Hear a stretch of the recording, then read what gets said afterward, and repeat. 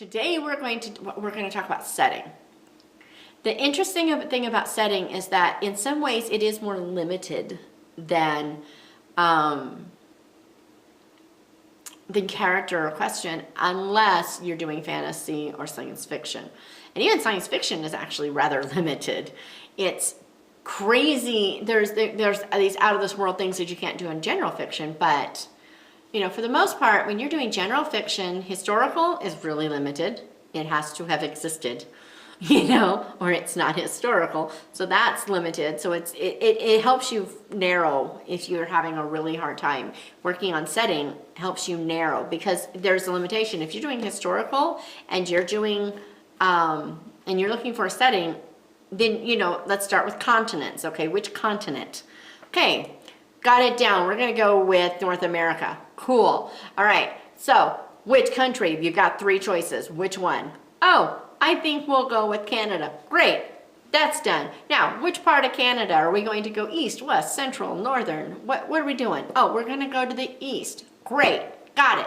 How are we going to go into one of the islands, the Nova Scotia area? Or are we going to go in closer to Toronto? We're going to Toronto? Great. Something south of Toronto. Got it. So we got south of Toronto.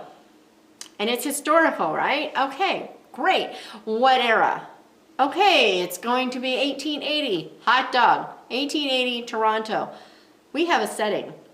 Now we need a more specific setting. Is it going to be in, since it's south of it, is it going to be in a little town south? Is it going to be on a farm south? Is it going to be in like the woods and you've got loggers? What kind of setting, you start breaking those little segments down, and pretty soon you've got yourself a very specific setting.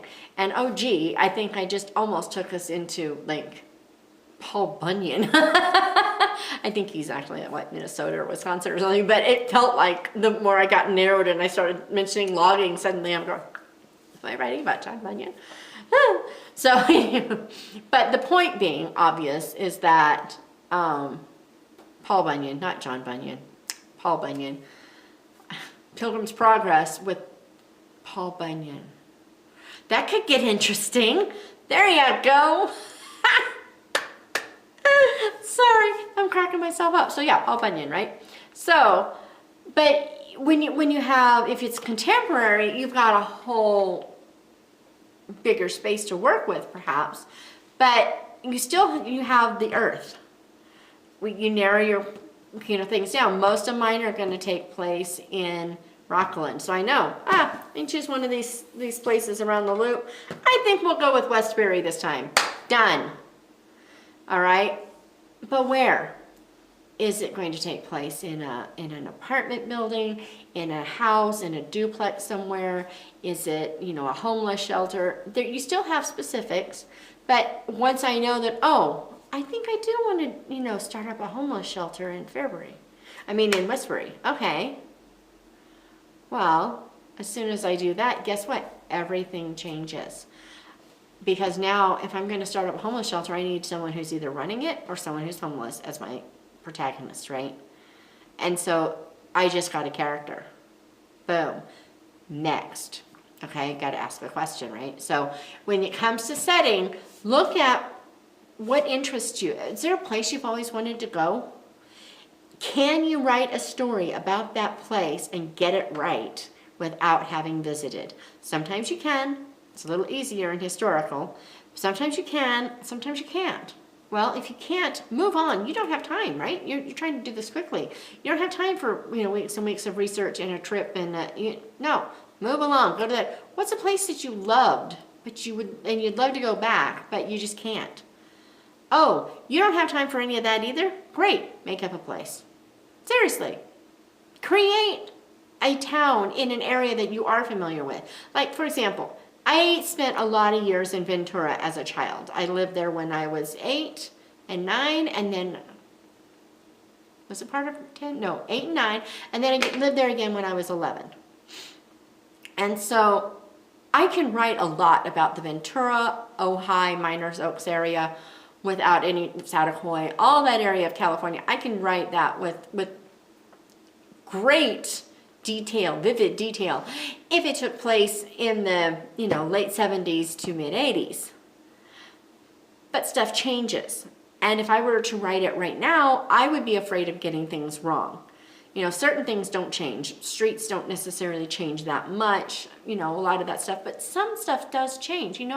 Pick and Save probably isn't where it was when I was a kid anymore, because as far as I know, Pick and Save isn't around in California anymore. Okay, so I wouldn't have a character walking to Pick and Save like I used to, because it's not there. And Newberry's I know isn't there, because I know that chain is gone. So some of the things that I did as a kid, they're gone. It's not there. So I could either do that, and the same would be like with Miners Oaks. I lived in that little town, and it's a wonderful little town next to Ojai. Loved it. It was so much fun. It had such a neat atmosphere. It was awesome. But it didn't, again, it has changed. So I could either write about things taking place back then, that would work, or I can say, you know what, I know the area, I know what it's like, I know the topography and all that. I can write that story. I can just make up a town there. So I'm going to make up a little town that reminds me of Miners Oaks, and I'm going to, I can change it to, something similar. And, I put enough stuff about Ojai and the area around it that anyone who lives there knows what I'm talking about. And I've got myself a setting. And that means I can do whatever I need to make the story work. And once I have that setting, well, you go up behind Ojai and there's Wheeler Springs and there's the creeks, and I explored those as a kid. I had so much fun. I could write stories about that till doomsday. If you've seen North and South, Margaret Hale moves from southern England to northern England, and she kind of romanticizes her life in the South. And then when she goes back, and I've watched the extra effects, and the director said that what they did is they actually created kind of a rosy golden glow over everything in the South until she came back after being in the North.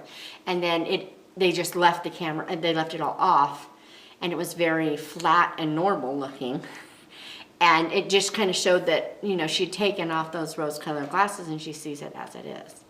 And so I could do that with the story about Wheeler Springs, right? I could have someone go back and see that it wasn't all, wonderful and exciting and, just this idyllic little childhood place. Maybe it was actually rather sinister, and there's a family secret, and, this gal goes back just to get away from that kind of stuff and gets embroiled into it all over again when she meets someone who knew something, who, you know what I mean? It could just spiral. I've just talking about settings, I've come up with 3 or 4 ideas right now that I'm like, I could do that, and I could do that, and I could do that. As soon as you get thinking about settings, it starts giving you a story. So setting is an awesome way, just super awesome way to take that and run with it. All right. Tomorrow we're gonna do questions.